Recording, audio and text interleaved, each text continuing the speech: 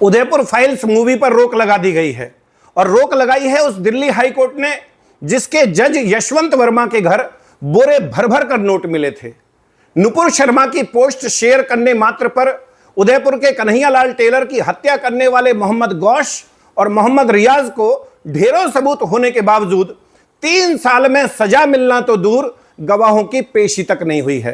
परंतु मर्डर को दिखाने वाली फिल्म पर मात्र 3 दिन में रोक लगा दी कट्टरपंथी मौलाना मदनी की पिटीशन पर।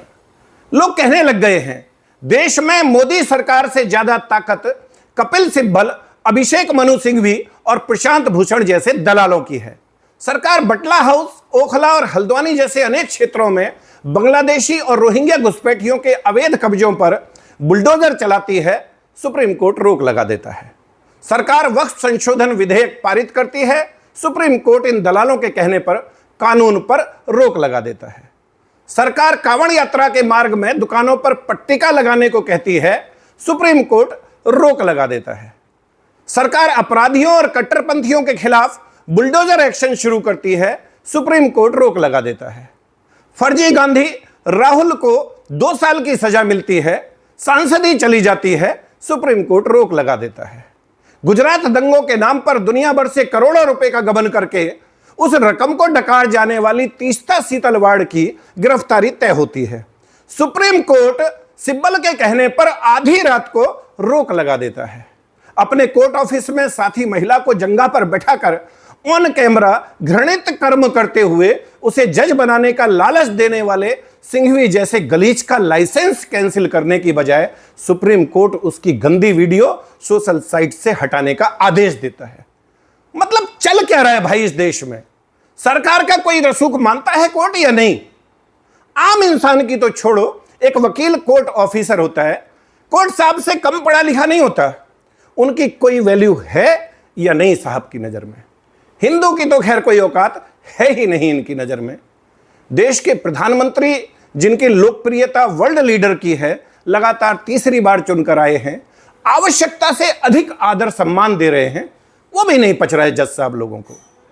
देश में हिंदू बहन बेटियों के साथ लव जिहाद पर आप आंख मूंद लेते हो, मौन हो जाते हो आप जबरन धर्म परिवर्तन पर, तुष्टीकरण पर और जनसंख्या असंतुलन पर।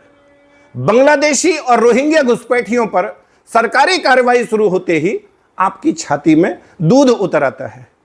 परंतु 5.5 लाख कश्मीरी पंडित अपने ही गांव घर से पलायन करने पर मजबूर कर दिए गए, आप शांत बैठे रहे।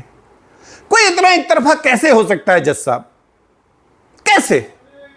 आप भी इंसान हो, एक बार दिल पर हाथ रखकर सोचो कि आप और आपका पूरा परिवार, कुनवा खानदान और पूरा का पूरा गांव उजाड़ दिया जाए, भगवान कभी ना करे आपकी बहन, आपकी बेटी के साथ कश्मीरी पंडित गिरजा टिक्कू की तरह सामूहिक दुराचार हो। उसे नग्न अवस्था में जननांग के बीचों बीच आरा मशीन से जीवित ही बीच में से चीर दिया जाए, आपके भाई, आपके जवान बेटे की आपकी आंखों के सामने हत्या कर दी जाए, आपको आपके गांव, आपके शहर, आपके जिले से ही नहीं, आपके राज्य से भी आपको जान बचाकर भागना पड़े और 35 साल दर दर की ठोकर खाकर अपने ही देश में शरणार्थी बनकर रहना पड़े, आप कैसा महसूस करेंगे? पिछले 35 साल में एक बार भी आपकी आत्मा ने स्वतः संज्ञान लेकर जालिमों पर एक्शन लेने को कहा है? करोड़ों गरीब लाचार कैदी अपने ट्रायल की आस में जेल का नरक भोग रहे हैं, उनके परिवार और वकील अपनी जूतियां घिस रहे हैं।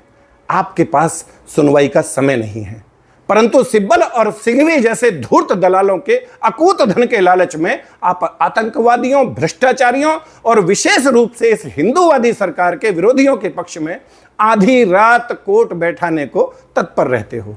इस देश की सनातन संस्कृति के वाहक हिंदू समाज की मान्यता और आस्था में पलीता लगाने के लिए आप हमेशा आतुर रहते हो। अफगानिस्तान, पाकिस्तान और बांग्लादेश सहित शरिया वाले देशों में जजों की हालत क्या है, इस पर भी कभी विचार करना जज साहब। खैर, मर्जी आपकी, पर हां, कंटेंट ऑफ कोर्ट किसी एक अनिल चौधरी पर लगाने से बात नहीं बनेगी।